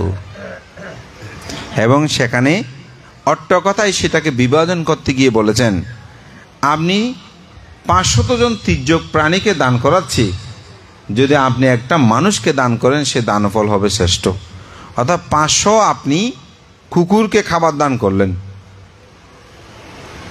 আরেকজনে যদি একজন মানুষকে দান করে ওই 500 জন কুকুরকে দানের চেয়ে একজন মানুষকে দান করা হচ্ছে শ্রেষ্ঠ। 500 জন সাধারণ মানুষকে দান করার চেয়েও একজন ত্রিশরঞ্চ পঞ্চশীলধারীকে দান করা হচ্ছে শ্রেষ্ঠ। তো একটা হাসির গল্প বলি, ছোট গল্প। আমার এক শিষ্য আমাদের বর্তমান সংঘরাজ ভান্তে আছে না, ডক্টর জ্ঞানশ্রী মহাতের মহোদয়, সদ্যীয় ভান্তে সংঘরাজ ভান্তে সহ যাত, তখন ভান্তে সংঘরাজ হয়নি। তো একটা ভিখারি তখন কাপ্তায়ের বাঁশগুলো ছিল, এই কাপ্তায়ের বাঁশে একসাথে যাচ্ছে। তো ভিখারি এসে ভিক্ষা খুঁজতেছে যে আমাকে ভিক্ষা দাও। তো আমার সমন কি করেছে, একটা টাকা বের করে ভিখারিকে দিয়েছে। বান্ধে তো পাশে বসা, তো ভিখারি চলে গেল। তো কিছুদিন যাওয়ার ভান্তে কিন্তু খুব আস্তে অনেকক্ষণ ভেবে কথা বলেন। তো কিছুদিন যাওয়ার পর আমাদের সংঘাস বান্ধে বলতে, শ্রমণ তুমি যদি টাকাটা ভিখারিকে না দিয়ে আমাকে দিতে তাহলে তোমার বেশি পুণ্য হতো। এখন আমার শ্রমণ তো মহা খেপে গেছে, ভান্তে এমন নিজে তো দিল না, আমি একটা টাকা দিলাম আর ভান্তে আমাকে বলতেছে যে শ্রমণ তুমি যদি ভিখারিকে না দিয়ে টাকাটা আমাকে দিতে তাহলে তোমার বেশি পুণ্য হতো। এখন ভান্তেকে কিছু বলতে পারতেছে না, মনে মনে সে কিন্তু ভান্তের প্রতি খুব মানসিকভাবে কুপিত হলো। তা আমাকে একদিন এসে না অনেক দিন পর সে একদিন কথা প্রসঙ্গে আমাকে এই কথাটা বলে যে ভান্তে এরকম ঘটনা, আমি ভান্তেকে নিয়ে যখন যাচ্ছিলাম ভান্তের সাথে আমার এরকম একটা ঘটনা হয়েছে। তা আসলে ভান্তে কথাটা ঠিক। তা আমি বললাম, দেখো ভান্তে চাইলে তুমি যখন টাকাটা দিচ্ছ তখন তোমাকে নিষেধ করতে পারতো, কিন্তু ভান্তে নিষেধ করে নাই, তুমি দান দিয়েছ। কিছু দূর যাওয়ার পরে ভান্তে বলছে যে তুমি যদি টাকাটা ভিখারিকে না দিয়ে আমাকে তুমি দিতে তাহলে তোমার বেশি পুণ্য হতো। ভান্তে তোমাকে দিতে নিষেধ করেনি, কিন্তু ভান্তে তোমার দান ও চেতনাকে আরও উন্নত জায়গায় দান করলে কেমন হয় সেটা সম্পর্কে তোমাকে ইঙ্গিত প্রদান করেছে। অর্থাৎ একজন শিলবানকে দান দিলে সে দানফলটা ভালো হয়। যেমন আপনাদের বিহার এখন প্রজ্ঞামিত্র ভিক্ষু আছে, সে যদি তার অর্জিত সম্পদ এর দেওয়ালের জন্য বিহারের জন্য দৌড়াদৌড়ির জন্য তার খরচ হয়নি, তাহলে যারা তাকে শ্রদ্ধা দান দিয়েছে, দক্ষিণে দিয়েছে, টাকাগুলো সঠিক কাজে লেগেছে না, পুণ্য কাজে লেগেছে না। আমাদের শ্রদ্ধেয় বসুমিত্র বান্তের অনেক শিষ্য মাস্টার্স করা আছে, তো বান্তে যে দানগুলো পেয়েছেন এগুলো তার শিষ্য প্রসিদ্ধকে লেখাপড়ায় অমুক কাজে দিয়েছেন, বিহার নির্মাণে দিয়েছেন। তিনি অসংখ্য বই, ভান্তে অনেকগুলো বই তিনি প্রকাশ করেন। অনেক সময় আমি তো নিজেও বইপত্র ভান্তের মতো এত করি নেই, যা করি বুঝি। হয়তো দাদা দিয়েছে 1 লাখ টাকা, কিন্তু আমার খরচ হয়ে যায় 30 লক্ষ টাকা, 1,30,000 টাকা। ওই 30,000 টাকা নিজে থেকে দিতে হয়েছে, দাদাকে আর বলতে পারতেছি না যে কাগজের দাম এখন বেড়ে গেছে, হিসাব 1 মাস আগে যেটা দিয়েছে আস্তে আস্তে মিলে গেছে। আমাদের বানতে এরকম হয়, কারণ 1 মাস আগে যে হিসেবটা দিয়েছিল 1 মাস পরে কাগজের দাম ডবল, এখন বলতেছে বানতে এখন এটার দাম এসেছে 1,30,000। তো দাদাকে বলছে তো 1 লক্ষ টাকা, দাদা দিয়ে তো 1 লাখ টাকা, 30,000 টাকা ওই আপনারা যে শ্রদ্ধাদান দিয়েছেন ওখান থেকে দিয়েই বইটা প্রকাশনা করতে হয়। তা আমি এটা এই জন্যই বলছি, আপনি যখন শিলবান ক্ষেত্রে দান দেবেন, যেমন একজন মদতি, ওনাকে দান দেবেন, টাকাটা দেওয়ার সাথে সাথে গিয়ে বলবো যে মদ খাওয়া শুরু করে দিয়েছেন, আপনার ভালো লাগবে লাগবে না। তো ভান্তে যে কথাটা বলেছেন, আপনি একটা শিলবান ক্ষেত্রে যেন দানকর্মটা সম্পাদন করে। তো আমি এই জন্য বলছি উন্নত ক্ষেত্রে দানটা করা মানুষের বহুবিধ পুণ্য সঞ্চয় হয়। তো সেজন্য ওই বেলাম সূত্রের ব্যাখ্যা দিয়ে বলছেন, আপনি একজন তিসরণদারীকে যদি দান করেন সে দানফলটা হবে বেশি। আবার বলছে একজন তিসরণদারীকে 500 জন তিসরণসহ পঞ্চশীলদারীকে দান করার চেয়েও আপনি একজন অষ্টশীলদারীকে দান করলে দানফল হয় বেশি। আবার 500 অষ্টশীলদারীকে দান করার চেয়ে একজন 10 সুচরিত শীল প্রতিপালন করে তাকে দান করলে হয় বেশি। একজন যদি 500 জন যদি 10 সুচরিত শীলদারী ব্যক্তিকে দান করাচ্ছে একজন শ্রমণকে দান করলে হয় বেশি। 500 শ্রমণকে দান করাচ্ছে একটা ভিক্ষুকে দান করলে দান করা হয় বেশি। এটা তীব্রতা, এটা অট্ট কথায় কথাগুলো নিহিত আছে। আবার বলছে একজন ভিক্ষু আর ওখানে 4 জন ভিক্ষু, 500 জন ভিক্ষু আসেনি কেন? 4 জন হলে সঙ্গ হয়ে যায়। তখন বলছে এই একজন ভিক্ষুকে দান করাচ্ছেও একজন যদি শ্রোতাপন্ন লাভীকে দান করে সে দানও ফল হয় ভিক্ষু। একজন শ্রোতাপত্তিকে লাভীকে দান করে আছে সকিতাগামী, অনাগামী, অরহৎ এবং পাচ্ছেকা বুদ্ধ। এরপরে বলছে সম্মুখ সম্বুদ্ধকে দান করলে সে দানফল হয় সর্বশ্রেষ্ঠ দান। আবার বলছে সে সম্মুখ সম্বুদ্ধকে দান তো অতুলনীয়, কিন্তু আপনি যদি 4 জন ভিক্ষু অর্থাৎ সঙ্গকে দান করেন। সতী গৌতমী তিনি যখন তার নিজের হাতে তৈরি করা চিবর নিয়ে গিয়েছিলেন দান করার জন্য, তখন তিনি বলেছিলেন যে আমাকে দান না করে সঙ্গকে দান করো। তখন আনন্দ বলছে ভান্তে মহাপ্রজাপতি গৌতমী আপনার বড় পরম উপকারী, আপনি চিবরটা গ্রহণ করেন তার পুণ্যের জন্য। 1 বার 2 বার, বুদ্ধগণ 3 বারের অধিক কোনো কথা কিন্তু শোনেন না। 3 বারে যে কোনো সিদ্ধান্ত হয়তো পরিবর্তন হবে, নয়তো পরিবর্তনে অটল থাকবেন। তখন বলছে আনন্দ তুমি যে কথাগুলো আমাকে স্মরণ করিয়ে দিচ্ছ মহাপ্রজাপতির সে গুণ সম্পর্কে আমি জানি, জেনেই বলছি সঙ্গকে দেওয়ার জন্য। যদি আমাকে প্রদান করে আমি ব্যক্তি বিশ্বাস লাভ করব, আর সঙ্গকে যদি প্রদান করা হয় তাহলে সেখানে আমি অন্তর্ভুক্ত থাকব। তাই সঙ্গকে দানটা হচ্ছে মহৎ দান। তা আজকে এখানে যে কঠিন চিবর দানকর্মরা সম্পাদন করছেন, এই কঠিন চিবর দানটা কাকে করছেন? যদিও আপনাদের মনে মনে একটা সিদ্ধান্ত আছে, এই বিহারে বিহারাধ্যক্ষ ভান্তে উনি বর্ষাবা অধিষ্ঠান করেছে, ওনাকে আমরা এই দানটা করব।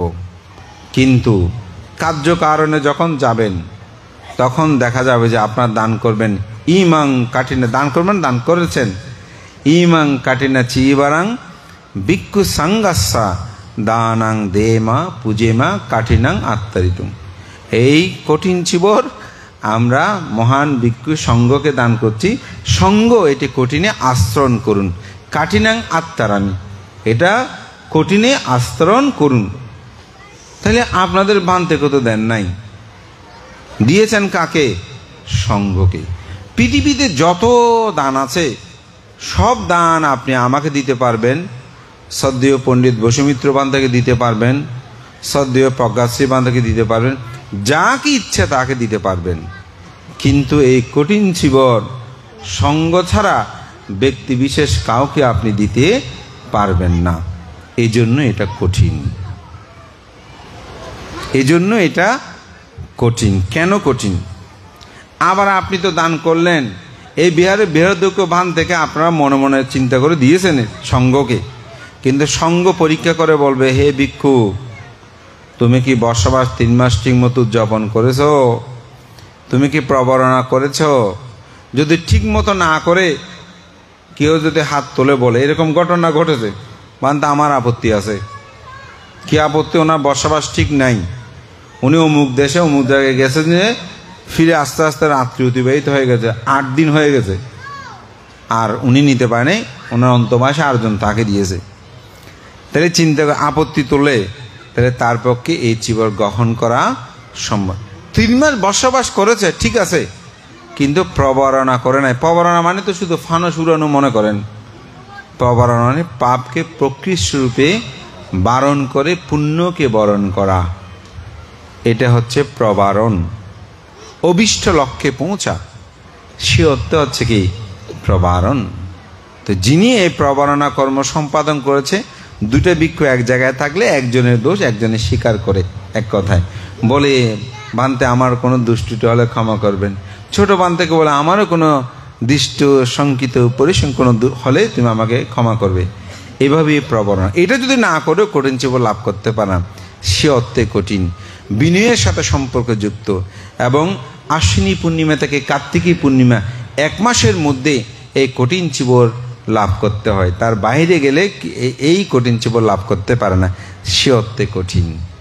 চিবর মানে চিত মানে উত্তম, বর হচ্ছে বৎস। এটাকে বস্ত্র বলে না কেন? কারণ চিবরের আলাদা একটা গুণবৈশিষ্ট্য আছে, বস্ত্রের কোনো গুণবৈশিষ্ট্য যেমন ইচ্ছে তেমন করা যায়, চিবরটা যেমন তেমন করা যায় না। চিবরের নির্দিষ্ট রং আছে, সেটা হচ্ছে কি কাঁঠাল গাছের 6টি রং। 6টি কিসের? একদম গোড়া থেকে মাথা। কীরকম ভানতে? অর্থাৎ শিকড়ের রং, ছালের রং, গুড়ার রং, পাতার রং, ফুলের রং, ফলের রং। এই জন্য আমাদের চিবরের কালারগুলো একটু ব্যতিক্রম। 6টা কিন্তু 6 ধরনের রং হয় এই রং। তো একটু আগে বলেছিলাম না, পোশাকে আবার কি? পোশাকেও মাঝে মধ্যে গুরুত্ব আছে, পোশাকের মধ্যে একটা চিহ্ন আছে, একেবারে উপেক্ষা করা তাও না। এই পোশাক একটা অনিত্য বহন করে। আমাদের পরম শ্রদ্ধেয় পণ্ডিত দশম সংগ্রাম জ্যোতিপাল মহাতের মহোদয় তার সাম্য নামক একটি গ্রন্থে তিনি এই চিবরের বর্ণনা দিয়েছেন। যখন মানুষ মৃত্যুবরণ করে তখন দেখবে মানুষটা হলদে হয়ে যায়, ঠিক না? আমাদের স্মৃতিমিত্র শিলুমিত্র যেরকম পড়েছে এরকম হলুদ হয়ে যায়। যখন আস্তে আস্তে টাইম বাড়তে থাকে তখন দেখবেন এই আমাদের চিবরের রংটা ধারণ করে, দেহটা সেরকম, একটু অনুভব করেন, মুখটুকটা সেরকম হয়। আবার যখন আরও একটু বেশি সময় অতিবাহিত হয়, 24 ঘন্টা পার হয়, আমাদের শ্রদ্ধেয় বান্তে যে রং এই রং ধারণ করে, তারপর আস্তে আস্তে একেবারে কালো হয়ে পচা দুর্গন্ধযুক্ত হয়ে পড়ে। তো একজন ভিক্ষু এই চিবরটা তখনই গায়ে দেয়, এটার মধ্যে কোনো সৌন্দর্যতা নেই, এটা এমনি পড়তে পড়লে কেউ পড়বে?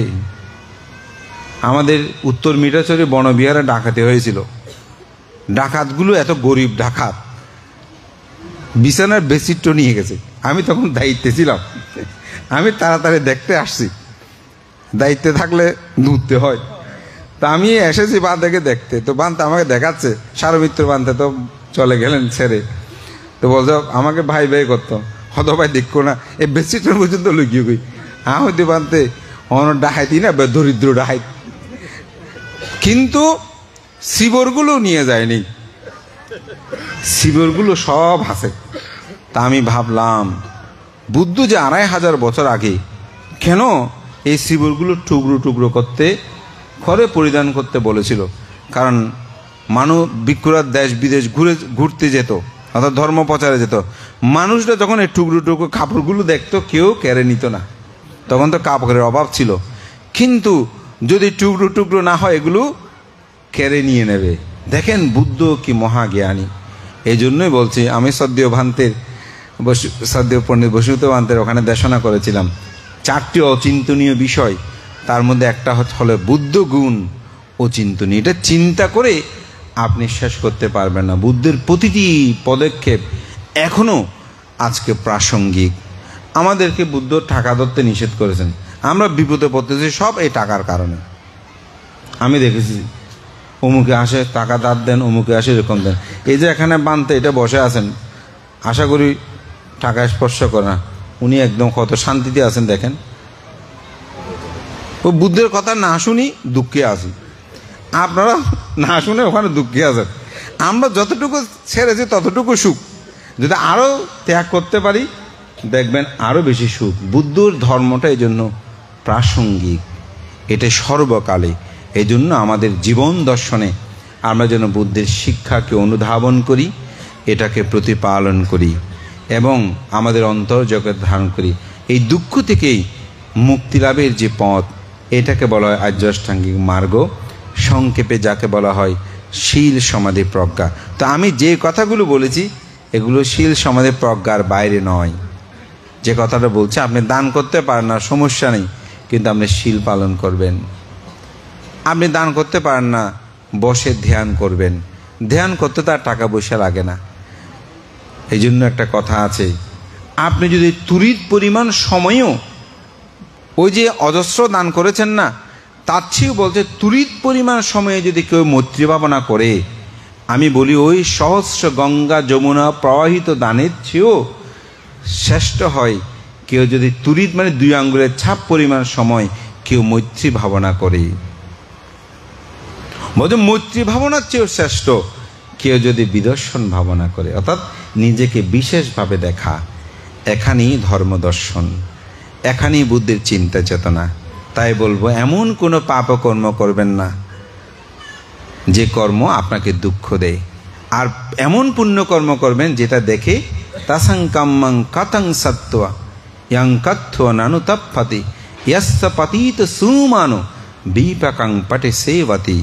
বুদ্ধ বলছেন যেই কর্মটা আপনি করবেন দেখে যেন আনন্দ পায়। আজকে যে শিক্ষার্থী প্রধানমন্ত্রী পুরস্কার পেল, আনন্দ লাগছে না? লাগছে। এই দানকর্ম পুণ্যকর্ম সম্পাদন করে আপনাদের আনন্দ লাগছে না? অবশ্যই লাগছে। কেন লাগছে? কারণ পুণ্যকর্ম করে আনন্দ পেতে হয়, আনন্দ লাগে। এবং বুদ্ধের যে প্রশংসিত আজকের এই কঠিন চিবর দান, এটার মধ্যে প্রীতিভাবটা জাগ্রত হবে। কারণ বুদ্ধ হতে হলে, পাচ্ছেকা বুদ্ধ হতে হলে, অরহত হতে হলে তাকে অবশ্যই কঠিন চিবর দানকর্ম সম্পাদন করতে হবে। এবং জীবনে এই কঠিন চিবর দানে আনিসংস সম্পর্কে জেনে তাকে অবশ্যই যেন সে একবার কঠিন চিবর দানকর্ম সম্পাদন করতে। তাই বুদ্ধগুণ, ধর্মগুণ, সঙ্গগুণের প্রতি গভীর শ্রদ্ধা যেন আনয়ন হয়। আমাদের শ্রদ্ধেয় ভান্তে দেবদত্তের কথা বলেছেন না? তা আমি দেবদত্ত যে বন্দনা করে তিনি চলে গিয়েছিলেন, সেই বন্দনাটা দিয়ে আমার দেশনাটা শুরু করেছিলাম। তো দেবদত্ত আসলে অসাধারণ পাণ্ডিত্যর অধিকারী ছিলেন, জ্ঞানী ছিলেন। ওনার এই গাথাটা বললে অবাক হয়ে যায়। সেখানে একটু অসাধারণ মৈত্রীর কথা আছে, এটা বলে আমার দেশনাটা শেষ করছি। যখন দেবদত্ত আসছেন, অনুশোচনা হলো, তাই বুঝতে পারছে ভুল করেছে। তখন তার 500 জন সাথে নিয়েছিল সঙ্গবে, তো ওরা কেউ নাই, 2-4 জন আছে। তো তাকে আমরা চিটাঙ্গা ভাষা খাইটটা বলিয়ে দিই, ওইরকম করে কাঁধের মধ্যে নিয়ে তাকে আসতেছে।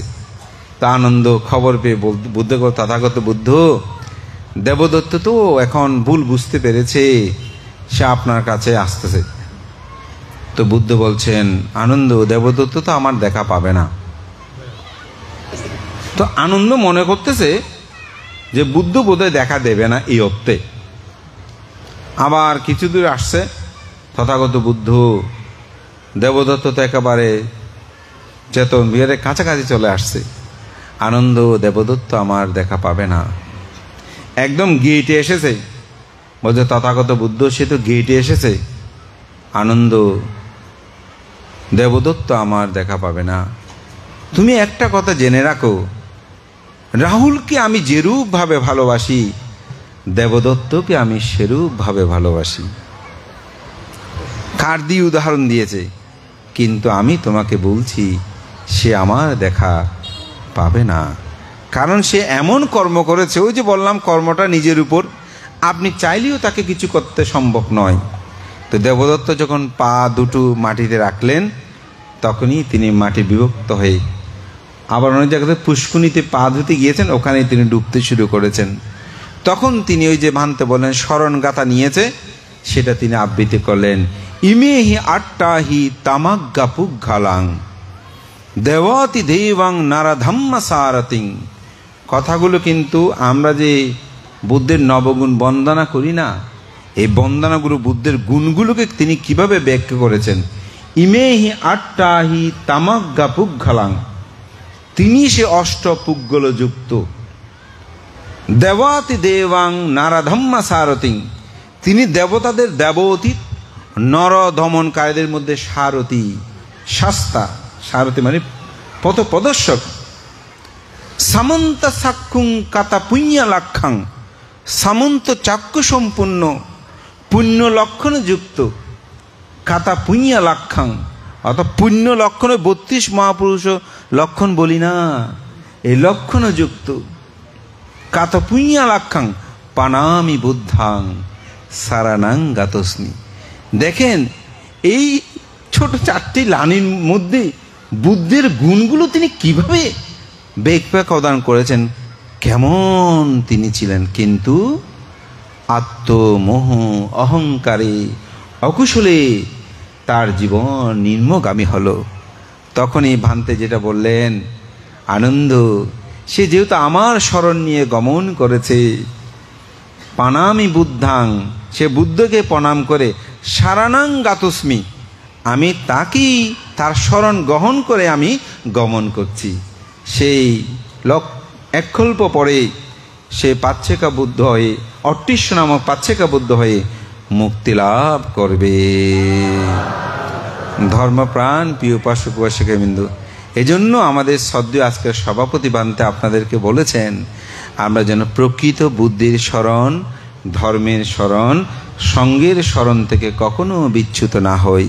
তো বুদ্ধের স্মরণ নিলে কি হয়, তিনি কখনো পাপকর্ম করতে পারে না। যিনি ধর্মের স্মরণ করে তিনি কখনো পাপকর্ম করতে পারে না। যিনি সঙ্গের স্মরণ করে তিনি কখনো পাপকর্ম করতে পারে না। তাই পুণ্যকর্মই আমাদের জীবনের পাথেয় হোক। আজকের এই বর্ণাঢ্য আয়োজন সাধুবাদ জানাই। আমি অত্যন্ত আনন্দিত, প্রীত। অনেক দিন পর প্রজ্ঞা মিত্রের কথা রক্ষা করতে পেরেছি। তো বিশেষ করে আজকে যিনি স্বাগত ভাষক আমাদের প্রীতি কুসুম বাবু, তিনি যেভাবে আমার প্রতি কৃতজ্ঞতা, আসলে তেমন কিছু না।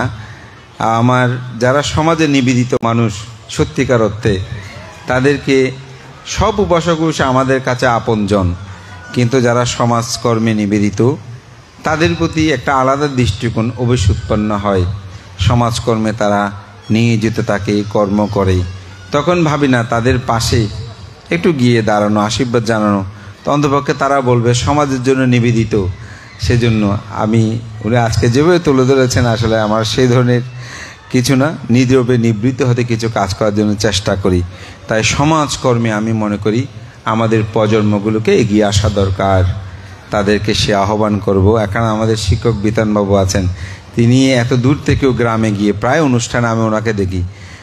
এখানে যে তিনি শিক্ষকতার আসা আমি সেটা জানতাম না, এখন ভেবে আমার খুব অবাক লাগছে যে এখান থেকে গিয়ে তিনি গ্রামে নেতৃত্ব দেন। সেদিনও একটা সঙ্গদানে তিনি অসাধারণ একটা মানে ছোট্ট সঙ্গে বক্তব্য রেখেছেন। তা আমি ওইটার আলোকেই ধর্মদর্শনটা করেছিলাম। তা আমি এটাই বলছি, আমাদের প্রজন্মগুলোকে এগিয়ে আসতে হবে শাসন সদ্ধর্মের কল্যাণে। মাতৃজাতিদের এবং পিতৃদের উদ্দেশ্য করে বলবো, আপনাদের ছেলে মেয়েদেরকে সকাল সন্ধ্যা দুবেলা বন্দনা করাবেন, বিহারে নিয়ে আসবেন, ধর্মসভাগুলোতে নিয়ে আসবেন, এবং তারা কিভাবে চলছে, কেমন চলছে, ধর্ম জ্ঞান তাদেরকে প্রদান করবেন। তারা যেন বিপদগামী না হয়, তারা যেন ধর্মকে রক্ষা করে চলে। তারা শহরে বন্দরে থাকলেও খবর নেবেন। আমি আপনাদেরকে একটা উদাহরণ দিই শিক্ষার জন্য। আমার বিহারে এবার উপসর্শীল গ্রহণকারী একজন উপাসিকা, তো উনি বলছেন ওনার ছেলে আমেরিকাতে থাকে। তো উনি কি করে জানেন, আমেরিকাতে থাকা ছেলেটাকে অষ্টশীল গ্রহণ করাই। তো বলে যে বানতে, যেদিন অষ্টশীলের দিন ও যদি অষ্টশীল না আনে, আমি সেদিন ওর সাথে কথা বলি না। তো আমি বললাম, বলছো ও আমাকে এত ভালোবাসে, ও আমার সাথে কথা না বলে থাকতে পারে না, মা। তো যার কারণে আমি জানি যে সে অষ্টশীল না নিলে কথা বলবে না, আমি কথা বলবো না, সেজন্য সে অষ্টশীল নেয়। অর্থাৎ তাকে সেভাবেই গড়ে তুলেছেন। তো আমেরিকাতে থাক, আমেরিকা কি অন্তপক্ষে আপনারা সবাই যখন নেট আছে, আমেরিকা যেতে হবে কোনো কথা নেই। হয়তো আমরা গিয়েছি, অনেকে গিয়েছেন, কিন্তু আমি বলতে যাচ্ছি শিক্ষাটা হচ্ছে সেরকম। আপনার ছেলে হবে না এরকম হতে পারে না। আপনি যদি আন্তরিক হন, আপনি যদি সেভাবে ভালোবাসা দেন, সেভাবে তাকে বুঝান, মা বাবা উঠো, আগে বুদ্ধকে বন্দনা করো, তারপর খাওয়ার টেবিলে আসো। আমাদের মহামান্য উপসংগ্রাস সদ্য ধর্মপ্রিয় মস্তবীর বলে যে সকালে বন্দনা না করে যে আহার গ্রহণ করবে সেটা হবে পেত আহার। তো সুতরাং আপনারা নিজেরাও মুখ হাত ধোয়ার পরে খাওয়ার আগে বন্দনা করবেন। স্কুলে যাওয়ার সংক্ষিপ্তভাবে হলেও করুক। নামতাস্যা ভগবত আরহাত বুদ্ধাং বন্দামি বলতে 1 মিনিট সময় লাগে, 40 সেকেন্ড সময় লাগে। আমি একবার দেখছি 40 সেকেন্ড। আপনি 40 সেকেন্ড আপনি ওকে নামতাস্যাটা বলে হলেও আহারে বসান, দেখবেন আপনার ছেলে আস্তে আস্তে নমিত হবে, আপনার কন্যা নমিত হবে। ধর্মজ্ঞানটা ছোটোবেলা থেকে দিতে হবে। এই শিক্ষা যদি দেন তাহলে সমাজ জাতি সধর্ম রক্ষিত হবে। তো আমাদের প্রিয়ভাজন প্রজ্ঞা মিত্র এবং এই বিহারের দায়ী দিয়েকে বিন্দু, আপনারা আমার প্রতি যেরূপ শ্রদ্ধা সম্মান গৌরব রেখে কঠিন শুভর দানের তারিখ পর্যন্ত নির্ধারণ করলেন, আমি কৃতজ্ঞতা জানাই। আসলে আমার চেয়েও আমি বলবো এখানে একজন মহাপণ্ডিত বসে আছেন। আমার ভিক্ষু জীবনে আমি যেসব সাংঘিক ব্যক্তিত্বদের ধর্মদর্শন আমি নিজেও খুব শুনি, তার মধ্যে অন্যতম হচ্ছে শ্রদ্ধেয় পণ্ডিত বসুমিত্র মহাতের মহোদয়। সময়ের বিবর্তনে আজকে হয়তো বয়সে আমাদেরকে সুযোগ দান করেন বলে আমরা এতক্ষণ বলতে পারি, নয়তো তাদের চেয়ে আমরা বেশি কিছু জানিও না। তাদের কাছে তাদের মতো পণ্ডিত হতে 100 বৎসর তাদের সান্নিধ্যে শিক্ষা লাভ করতে হবে, এটা একেবারে খাঁটি সত্য। তো শ্রদ্ধেয় বান্তে সহ প্রমুখ সঙ্গের প্রতি বন্দনা জানাচ্ছি। আপনাদের সকলের প্রতি মৈত্রীপূর্ণ আশীর্বাদ জানিয়ে, শিষ্য যেমন পানির মধ্যে মুখ চাপা অবস্থায় ভেবেছিলেন আমাকে শুধু বাঁচতে হবে, নিঃশ্বাস নিতে হবে, আপনারাও ঠিক ভাববেন আমাকে নির্বাণ সাক্ষাৎ করতে হবে, আমাকে পুণ্যকর্ম সম্পাদন করতে হবে, আমাকে দানময় শীলময় ভাবনাময় জীবন গঠন করে চলতে হবে। স্ত্রী পুত্র কন্যা এগুলো কর্তব্য কর্ম, কিন্তু আমার মূল কর্তব্য কর্ম হচ্ছে ওই নিঃশ্বাস নেওয়ার মতন, মানব জীবনকে সার্থক করার মতন নির্বাণই হবে আমার জীবনের পরম লক্ষ্য, পরম কর্তব্য। নির্বাণ সাধন আমাকে নিমগ্ন, এই প্রত্যয় ব্যক্ত করে আপনাদের সকলের উত্তর শ্রীবৃদ্ধি কামনা করে আমার নাতি দীর্ঘ ধর্মকথা এখানে শেষ করছি। জগতের সকল প্রাণী সুখী হোক।